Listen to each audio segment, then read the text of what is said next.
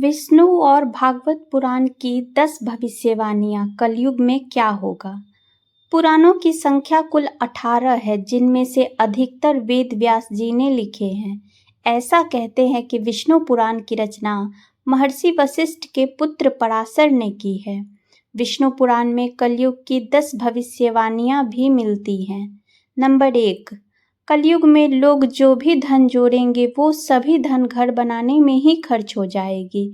अत्यधिक मेहनत करने के बाद भी कई लोगों के पास उनका खुद का घर नहीं होगा। द्रव्य राशि घर बनाने में ही समाप्त हो जाएगी। इससे दान पुण्य के काम नहीं होंगे और बुद्धि धन के संग्रह में ही लगी रहेगी। सारा धन उपभोग में ही समाप्त हो जाएगा।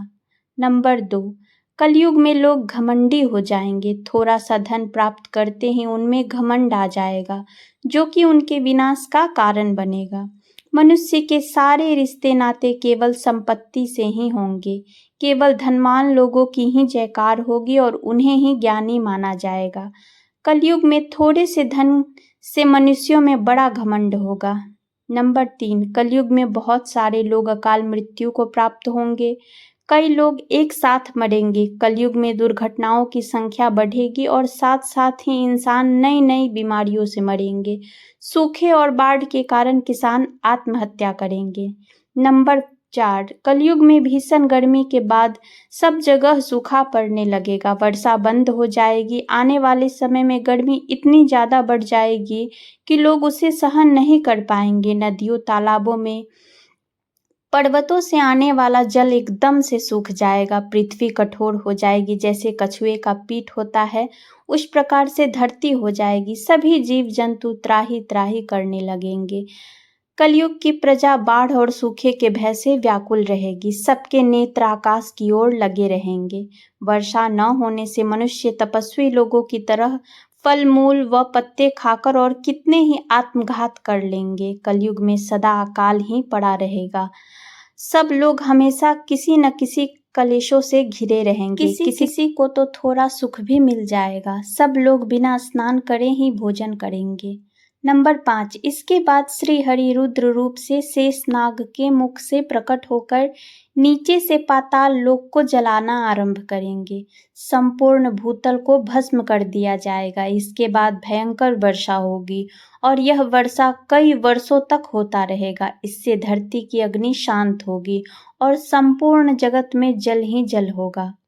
विष्णु पुराण में सूत जी का संवाद इस प्रकार से है कि हे महामुने, यही एक कल्प है। इसमें 14 मनु बीत जाते हैं। हे मैत्रेय, इससे अंत में ब्रह्मा का नैमित्तिक प्रलय होता है। हे मैत्रेय सुनो, मैं उस नैमित्तिक प्रलय का अत्यंत भयानक रूप वर्णन करता हूँ।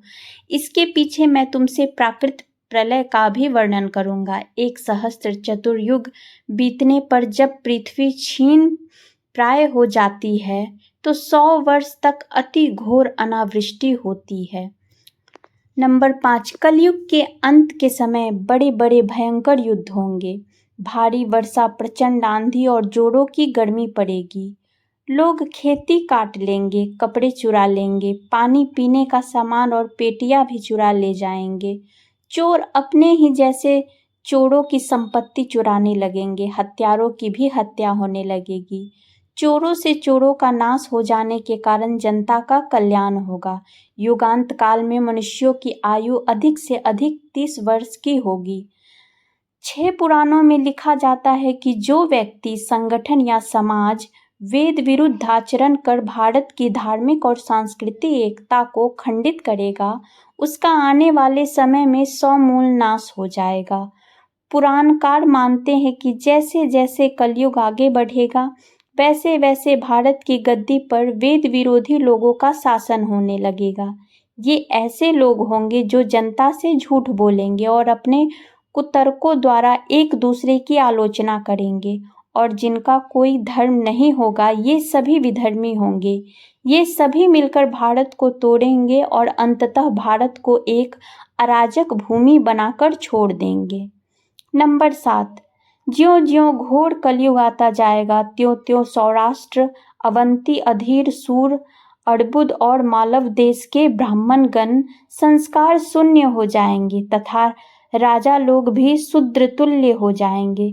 अपनी तुच्छ बुद्धि को ही शाश्वत समझकर कुछ मूर्ख ईश्वर की तथा धर्म ग्रंथों की प्रामाणिकता मांगने का दुस्साहस करेंगे। इसका अर्थ है कि उनके पाप जोड़ मार रहे हैं। नंबर 8, जब सभी वेदों को छोड़कर संस्कार शून्य हो जाएंगे तब सिंधु तट, चंद्रभाग का तटवर्ती प्रदेश, कौंतीपुरी और कश्मीर मंडल पर प्रायः शूद्रों का संस्कार ब्रह्म तेज से हीन नाम मात्र के द्विजों को और मलेच्छों का राज होगा। सबके सब राजा आचार विचार में मलेच्छ प्राय होंगे। वे सब एक ही समय में भिन्न भिन्न प्रांतों में राज करेंगे। ये सबके सब परले सिरे के झूठे, अधार्मिक और स्वल्प दान करने वाले होंगे। छोटी बातों को लेकर ही ये क्रोध के मारे आग बबूला हो जाएंगे। ये दुष्ट लोग स्त्री, बच्चों, गौओं और ब्राह्मणों को मारने में भी नहीं हिचकेंगे। दूसरे की स्त्री और धन हथिया लेने में ये सदा उत्सुक रहेंगे। न तो इन्हें बढ़ते देर लगेगी और न घटते। इनकी शक्ति और आयु थोड़ी होगी। राजा के वेश में ये मलेच्छ ही होंगे।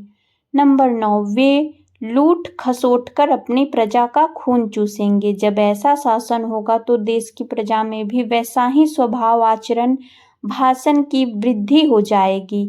राजा लोग तो उनका शोषण करेंगे ही, आपस में वे भी एक दूसरे को उत्पीड़ित करेंगे और अंततः सबके सब नष्ट हो जाएंगे। नंबर 10, महर्षि वेद व्यास के अनुसार कलयुग में मनुष्यों में वर्ण और आश्रम संबंधी प्रवृत्ति नहीं होगी। वेदों का पालन कोई नहीं करेगा। कलयुग में विवाह को धर्म नहीं माना जाएगा। शिष्य गुरु के अधीन नहीं रहेंगे। पुत्र भी अपने धर्म का पालन नहीं करेंगे। कोई किसी कुल में पैदा ही क्यों न हुआ हो, जो बलवान होगा वही कलयुग में सबका स्वामी होगा। सभी वर्णों के लोग कन्या बेचकर निर्वाह करेंगे। कलयुग में जो भी किसी का वचन होगा वही शास्त्र माना जाएगा।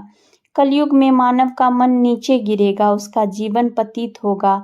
यह पतित जीवन धन की शिलाओं से नहीं रुकेंगे, न ही सत्ता के वृक्षों से रुकेगा, किंतु हरि नाम के एक छोटे से पौधे से, हरि कीर्तन के एक छोटे से पौधे से मनुष्य जीवन का पतन होना रुक जाएगा।